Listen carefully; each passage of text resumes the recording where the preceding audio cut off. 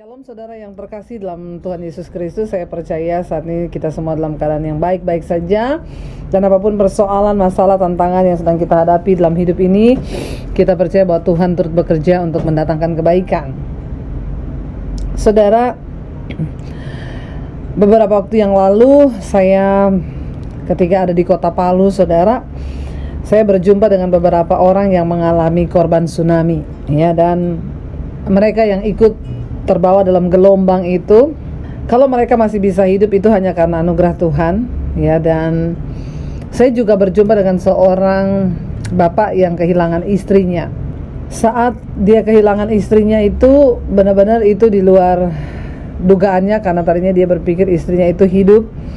Tapi ketika mereka terpisah oleh bencana itu lalu dia kembali ke tepi pantai dan dia mendapati jenazah istrinya ada di sana. Ketika itu dia sempat bertanya dan dia sempat protes kepada Tuhan. Dia berkata, "Tuhan, apa yang saya alami ini adalah sesuatu yang di luar dugaan saya dan tidak adil buat saya." Kenapa dia berkata tidak adil? Dia bilang, dari kecil opa saya pendeta, papa saya pendeta, dan kami diajarkan bahwa apa yang Tuhan rancangkan buat kami itu bukan rancangan kecelakaan, tapi rancangan yang membawa damai sejahtera. Tapi kenapa istri saya meninggal? Bahkan anak saya juga masih membutuhkan istri, mereka masih kecil-kecil, mereka masih membutuhkan seorang mama.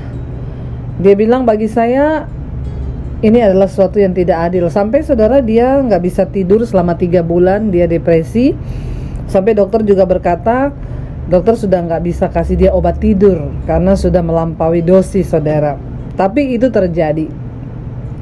Ada banyak hal dalam hidup ini yang seringkali kita juga merasa bahwa Tuhan tuh gak adil. Apalagi ketika kita merasa bahwa kita sudah mengikut Tuhan, hidup kita juga sudah benar dalam jalannya Tuhan, tapi kok saya masih mengalami yang seperti ini. Saya juga pernah berjumpa dengan satu orang wanita, saudara, dan dia divonis dokter kena kanker, dan dokter berkata bahwa umurnya tinggal beberapa saat lagi. Dia juga sempat cerita dan curhat kepada saya. Dia bilang, "Ibu, dari kecil papa saya sudah meninggal dan dia meninggalkan adik-adik saya yang masih sangat kecil. Dan pada waktu itu karena saya adalah anak yang sulung, ya, yang tertua dari semua saudara-saudara saya, maka saya berkewajiban untuk membantu ibu saya untuk mencukupi, menafkahi saudara-saudara saya. Jadi saya bekerja begitu keras, akhirnya mereka bisa bersekolah, sampai akhirnya mereka bisa bekerja. Tapi apa yang terjadi, ya, ketika mereka kerja, mereka sekolah, sampai dia bilang, saya juga lupa dengan kebutuhan saya, apa yang saya perlukan, bahkan semua harapan-harapan saya itu rasanya sudah pupus. Kenapa? Karena dari kecil saya sudah menghadapi kerasnya hidup. Lalu ketika semuanya beres, adik-adiknya sudah menikah, sudah dapat pekerjaan, bahkan dia tidak menikah karena dia mengurus adik-adiknya sejak kecil. Dia orang yang setia di gereja, dia melayani Tuhan, hidupnya itu gak macam-macam. Tapi tiba-tiba dokter vonis dia kena kanker. Saudara, kalau kita secara manusia di benak kita, mungkin kita akan berkata, kayaknya yang lebih cocok kena begitu itu kayaknya para pelakor di luar sana gitu, ya, yang rusakin rumah tangga orang. Kita berpikir yang cocok kena begitu tuh ya pelacur lah, atau orang yang bejat lah, atau suami yang tukang selingkuh lah, atau perampok lah, atau apa ya. Dan sementara kita melihat bahwa justru orang-orang yang hidupnya berbuat jahat tuh kok kayaknya aman-aman saja, enak-enak saja gitu, ya. Dan ada banyak orang yang tidak menemukan jawaban. Kenapa? Karena kita berpikir bahwa ikut Tuhan itu semua beres, semua enak, semua baik. Nah, kita mau belajar hari ini. Inilah dunia, saudara, di mana kita ada, dan bahkan kita gak bisa mengendalikan semua keadaan dan situasi di sekeliling kita. Kita hanya disuruh untuk percaya bahwa Tuhan itu baik. Nah, saya akan bacakan buat kita satu ayat firman Tuhan hari ini menjadi kekuatan buat kita, yang terambil dari Roma 8 ayat yang ke-28. Ini ayat hafalan yang sering kali kita baca, tapi saya berdoa ada beberapa pemahaman baru yang bisa Tuhan bukakan buat kita hari ini. Roma 8 ayat 28 berkata begini, kita tahu sekarang bahwa Allah turut bekerja dalam segala sesuatu untuk mendatangkan kebaikan bagi mereka yang mengasihi Dia, yaitu bagi mereka yang terpanggil sesuai dengan rencana Allah. Ayat ini sering kali kita hafalkan. Ya, kenapa? Karena saking bagusnya, ya. Tetapi saudara, ini hanya satu ayat, Roma 8 ayat 28. Tapi Roh Kudus Tuhan membukakan buat saya ada beberapa poin penting yang kita bisa ambil dari satu ayat ini. Dan itu akan memberkati hidup kita dan membuka kebenaran buat setiap kita. Karena firman Tuhan berkata bahwa setiap firman kalau tersingkap itu mendatangkan kebaikan, bahkan mendatangkan berkat buat hidup kita kalau tersingkap. Nah, persoalannya kita ini kadang baca firman tidak tersingkap. Maka kita berdoa hari ini Roh Kudus membukakan bagi kita, disingkapkan ayat ini supaya kita mengerti. Apapun yang terjadi dalam hidup kita, mari kita pegang firman Tuhan ini dan kita tahu. Yang pertama, apa yang saya temukan saudara dari ayat ini, di sana dikatakan kita tahu sekarang, ya. Saya pengen bertanya kepada saudara dan saya, apa yang kita tahu sekarang ini tentang Tuhan? Itu penting. Kenapa? Karena ada begitu banyak orang ikut Tuhan tapi nggak tahu apa-apa. Ada begitu banyak orang keluar masuk gereja tapi nggak tahu apa-apa tentang Tuhan. Mereka pikir ya cuma, ya udah Tuhan itu adalah sesuatu sosok yang harus bertanggung jawab atas hidupku. Mereka tahu ya Tuhan itu adalah satu sosok yang harus melakukan semua yang baik bagiku. Nah, ayat ini bilang kita tahu sekarang. Saudara, milikilah pengetahuan yang benar akan Tuhan supaya engkau tidak tersesat. Karena ada banyak orang berkata dia kenal Tuhan tapi dia nggak tahu Tuhan. Kita bahkan tidak punya pengetahuan yang cukup. Kita bahkan tidak punya iman yang cukup. Kita bahkan tidak tahu siapa Allah, apa yang Dia bisa lakukan buat kita. Nah, semua pengetahuan itu akan muncul ketika engkau memiliki hubungan pribadi dengan Tuhan. Engkau baru bisa mengetahui siapa Allahmu. Kenapa ada banyak orang menyangkal Yesus, saudara? Karena mereka tidak tahu siapa yang mereka sembah. Karena mereka tidak tahu siapa yang mereka percayai. Makanya dengan mudahnya karena dosa, karena jodoh, karena apapun mereka bisa sangkal Yesus. Kenapa? Karena dia nggak tahu. Ayat ini berkata, kita harus tahu sekarang. Apa yang kita tahu? Kita harus tahu tentang Tuhan. Kita harus tahu tentang cara Dia bekerja. Kita harus tahu janji-janjinya. Kita harus tahu apa yang bisa menyenangkan Tuhan. Kita harus tahu bagaimana kita harus hidup untuk layak di hadapannya. Kita harus tahu bagaimana caranya berkenan kepada Dia. Kita harus tahu jalan-jalannya. Kita harus tahu rencananya dalam hidup kita. Makanya ayat ini berkata, aku tahu sekarang. Nah, selama Anda menjadi Kristen, sudahkah Anda punya pengetahuan tentang Tuhan? Apa yang kau tahu tentang Tuhan? Jangan hanya punya pengetahuan yang dangkal. Kenapa? Karena hidup ini tidak berjanji selamanya akan indah. Ada satu saat kita akan menghadapi sesuatu yang buruk, bahkan berat. Dan kalau engkau tidak tahu tentang Tuhan, maka itu sangat berbahaya, saudara. Kita bisa jatuh, bahkan kita bisa mundur di tengah jalan dan menyangkal iman kita. Ayat ini berkata yang pertama, kita tahu sekarang. Sekarang engkau harus punya pengetahuan tentang Tuhan. Bahwa apa? Aku tahu sekarang bahwa Allahku turut bekerja. Saudara, kalau engkau tahu Tuhan turut bekerja dalam hidupmu, ya, maka harusnya kita nggak khawatir tentang apapun juga. Ketika kita tahu bahwa Tuhan itu turut bekerja, ya, Tuhan turut bekerja. Wow, enggak saudara? Kita tahu orang tua saja turut bekerja buat kita, kita senang. Kita tahu ada orang-orang lain yang turut bekerja buat kita, kita senang. Kita tahu ada orang-orang lain yang turut bekerja untuk mendatangkan kebaikan buat kita, kita senang. Apalagi ayat ini berkata, Tuhan turut bekerja. Kita harus tahu bahwa Tuhan itu turut bekerja. Lalu yang berikutnya dikatakan dalam segala sesuatu. Ya, Tuhan turut bekerja dalam segala sesuatu. Allah itu turut bekerja dalam segala sesuatu untuk mendatangkan kebaikan bagi kita, ya. Allah turut bekerja untuk mendatangkan kebaikan bagi mereka yang mengasihi Dia. Saudara, Jangan hanya pintar mengklaim ayat, jangan hanya pintar menuntut Tuhan, tapi semua, saya selalu bilang, janji berkat Tuhan itu ada syaratnya.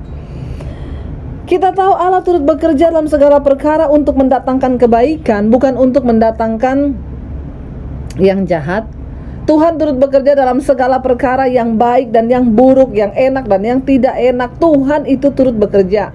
Jadi bukan cuma waktu engkau menikmati yang baik, engkau bilang, wow, Tuhan turut bekerja. Enggak.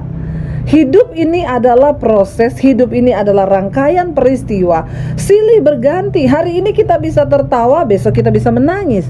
Hari ini kita bisa bersedih, besok kita bisa bersuka cita.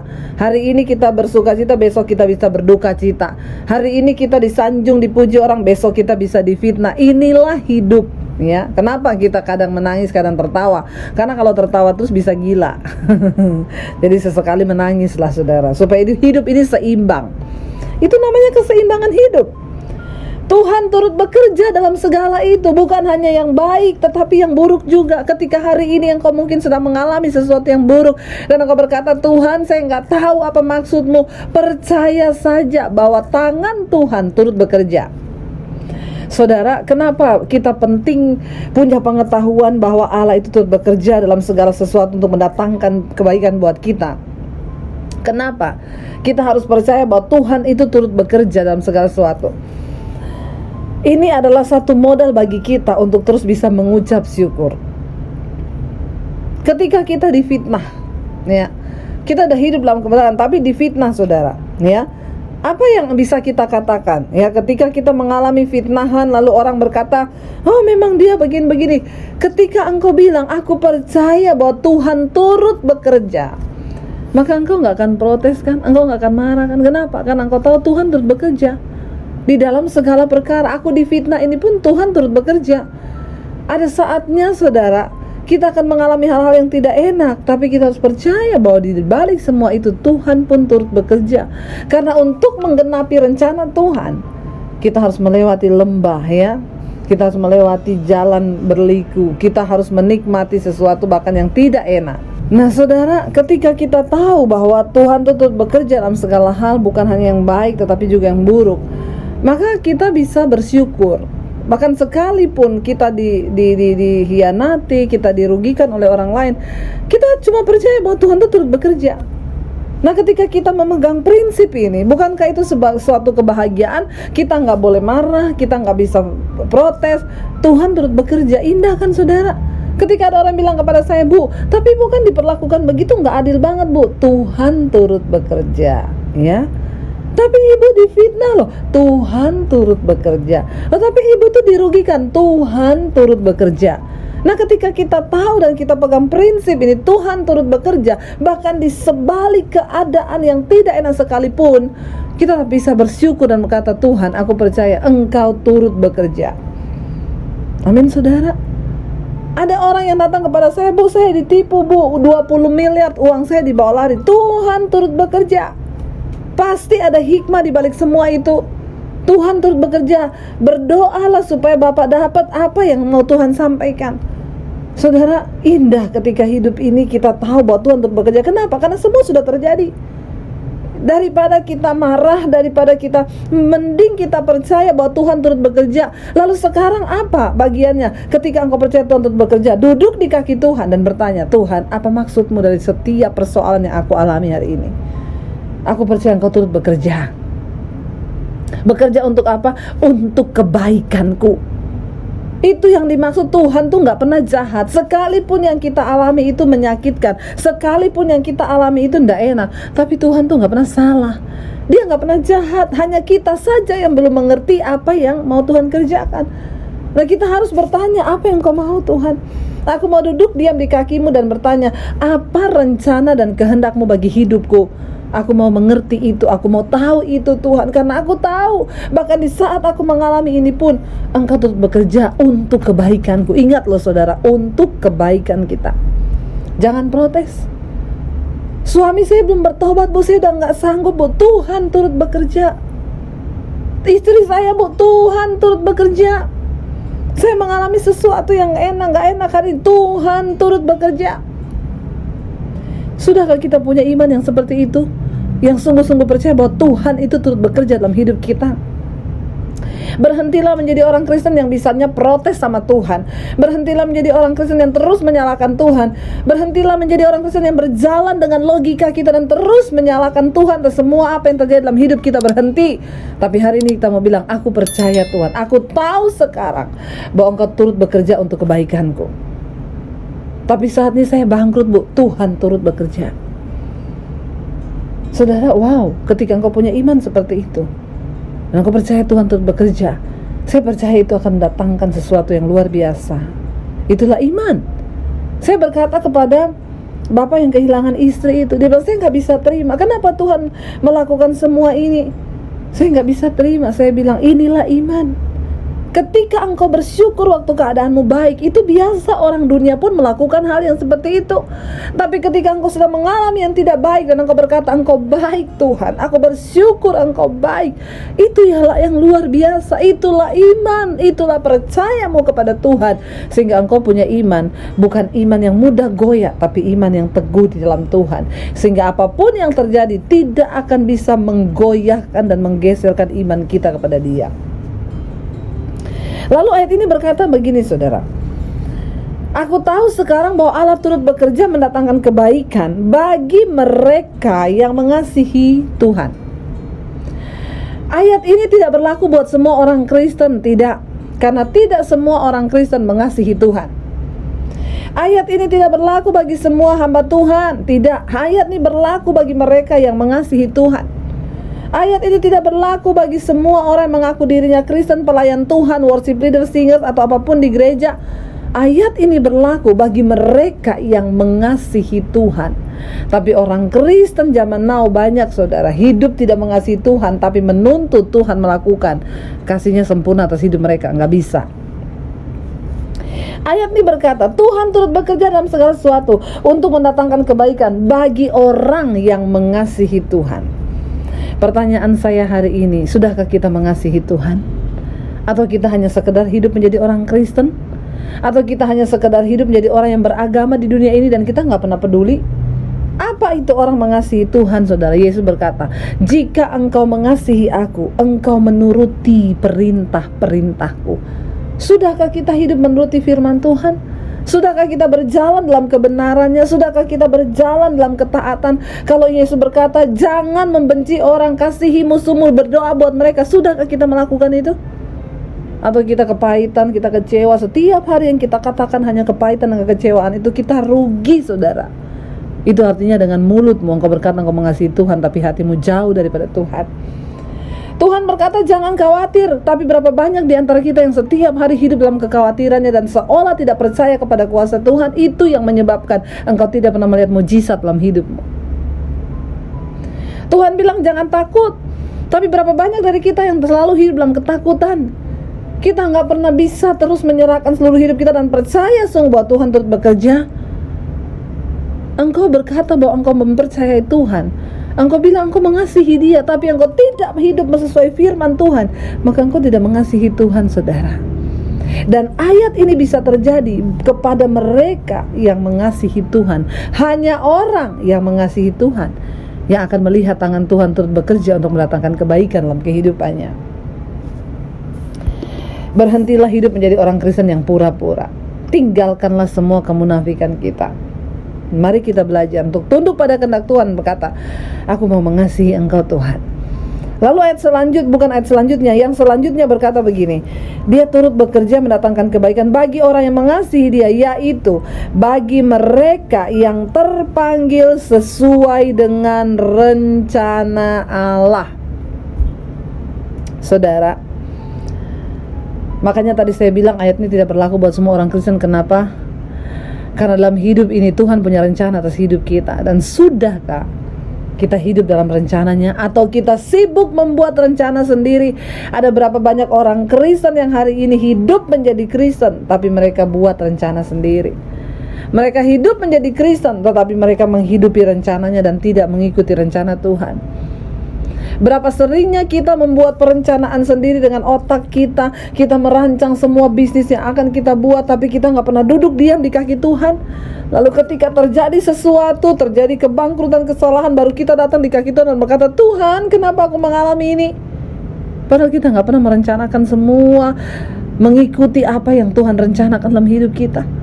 Kita dengan begitu gagah mencari jodoh dengan kekuatan kita. Lalu ketika kita salah memilih, kita dapat suami yang salah, kita dapat istri yang salah. Lalu kita datang pada Tuhan dan berkata, kenapa Tuhan Engkau berikan hidup saya yang seperti ini? Bertobat, saudara.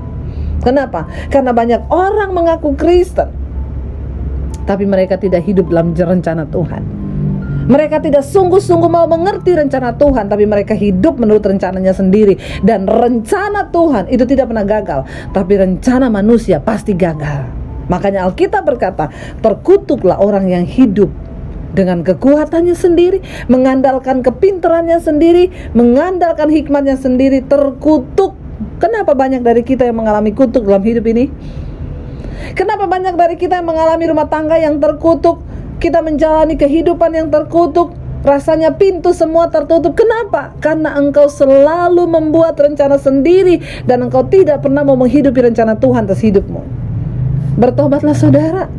Mari kita menjadi Kristen yang sungguh-sungguh mengerti akan arti kekristenan yang sesungguhnya.